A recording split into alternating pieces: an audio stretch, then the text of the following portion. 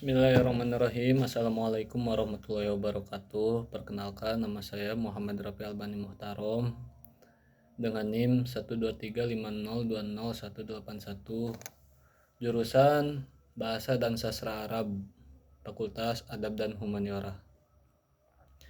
Di sini saya akan memenuhi tugas dengan mata kuliah teori terjemah dan dosen pengampu Pak Irfan Adriadi. Saya akan menjelaskan materi tentang jenis dan konstruksi idiom dalam bahasa Arab. Nah,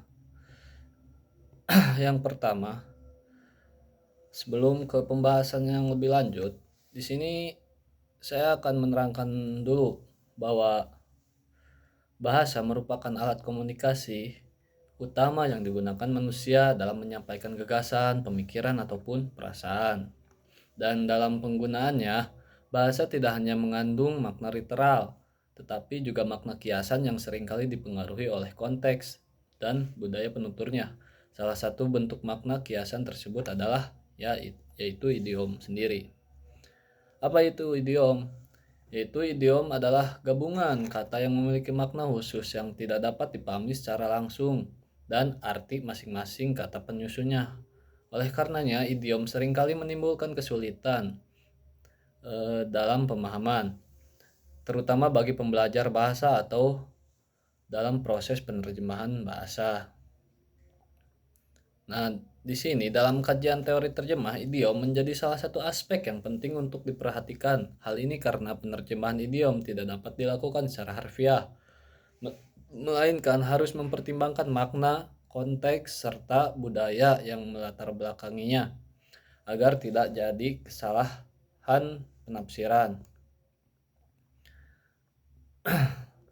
Nah, lanjut ke pengertian idiom dalam bahasa Arab. Di sini ada dua pandangan ya. Yang pertama, idiom dalam bahasa Arab dulu, yaitu sering disebut dengan istilah at-ta'bir al-istilahi, yaitu merupakan ungkapan yang maknanya tidak dapat dipahami dari arti leksikal masing-masing kata penyusunnya. Makna idiom bersifat khusus dan terbentuk berdasarkan kesepakatan penggunaan dalam bahasa suatu masyarakat. Dan yang pertama, menurut Ahmad Muhtar Umar, yaitu idiom adalah ungkapan bahasa yang maknanya tidak dapat disimpulkan dari makna unsur-unsurnya secara terpisah, melainkan dipahami sebagai satu kesatuan makna yang utuh. Dan Ahmad Muhtar juga menegaskan bahwa idiom merupakan bagian penting dari kekayaan leksikal suatu bahasa atau ilmu al-dolalah.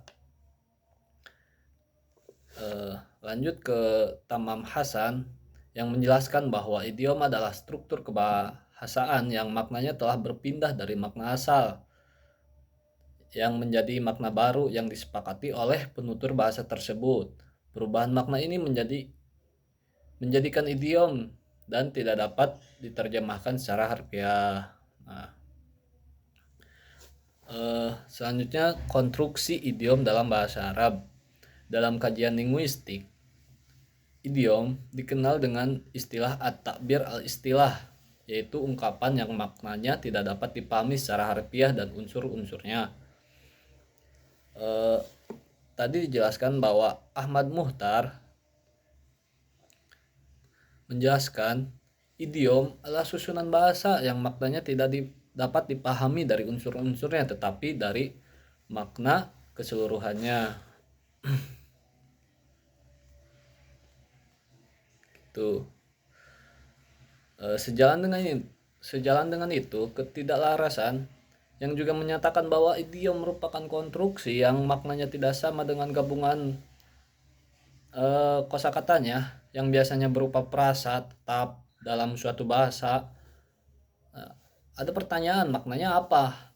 Yaitu maknanya idiom itu intinya berupa kiasan, bukan diartikan sebagai makna sebenarnya. Dalam kajian linguistik Arab, idiom dikenal dengan istilah at-ta'bir al-istilah yang dikemukakan oleh Ahmad Muhtar Umar. Dijelaskan sebagai susunan bahasa yang maknanya dipahami secara keseluruhan Jadi tidak terpatu oleh ruang lingkup kota ataupun anggota, dan bagian-bagiannya juga dapat dipahami secara eksplisit, membatasi pada frasa. Penggunaan idiom dalam bahasa Arab banyak ditemukan dalam bentuk gitu.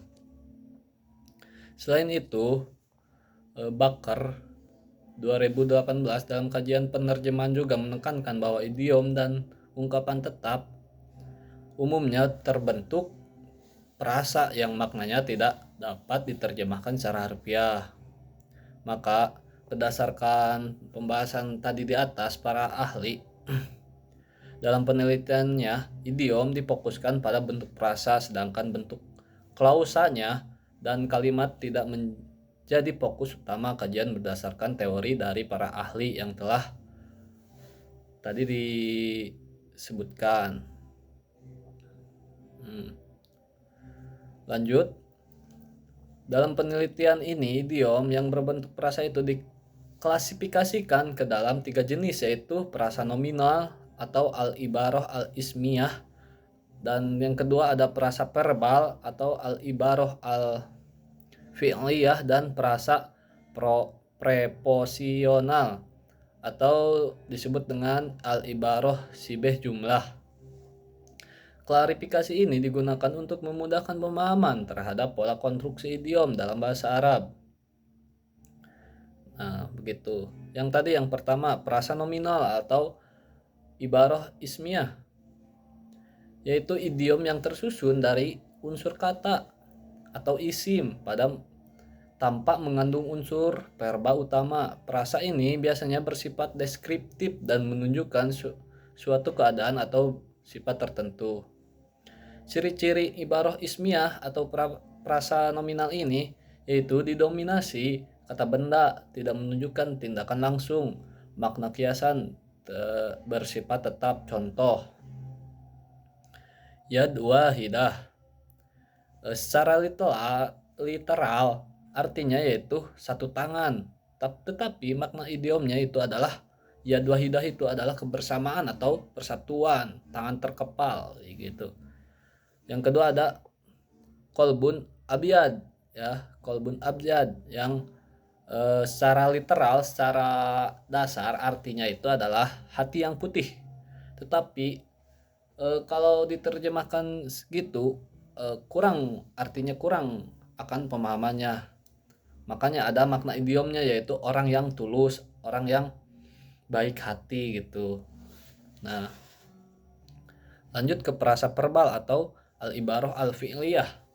Frasa verbal adalah idiom yang mengandung unsur kata kerja atau fi'il dan biasanya menunjukkan suatu tindakan tetapi maknanya tidak sesuai dengan arti literal kata kerjanya. Yang ciri-cirinya adalah mengandung kata kerja menunjukkan aktivitas atau tindakan. Makna idiomatik tidak literal. Contohnya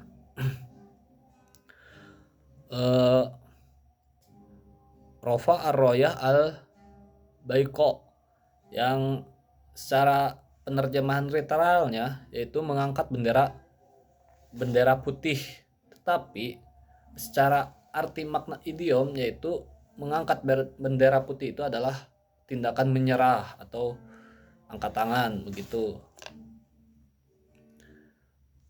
Satu contoh lagi adalah akala aklihi halawah, yang secara literalnya memberi makan otaknya manisan, tetapi ada makna idiomnya yaitu menipu atau membujuk secara halus.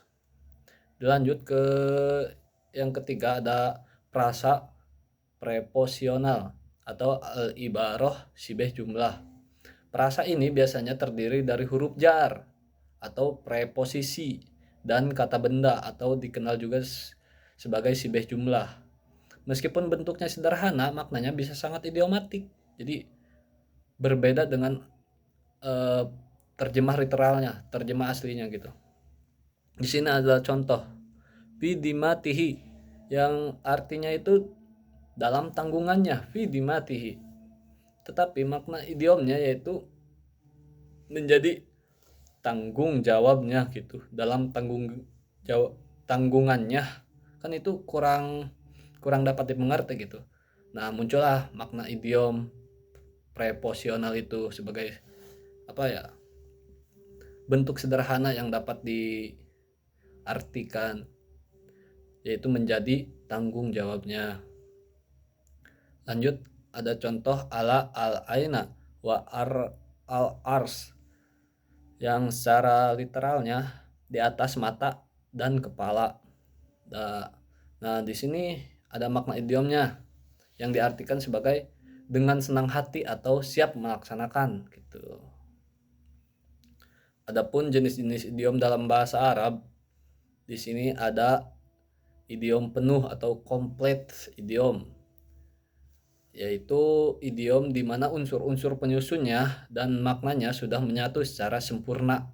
Dalam artian setiap kata yang menyusunnya sudah kehilangan makna harfiahnya sehingga tidak bisa berdiri sendiri gitu. Yang kedua ada idiom sebagian atau partial idiom.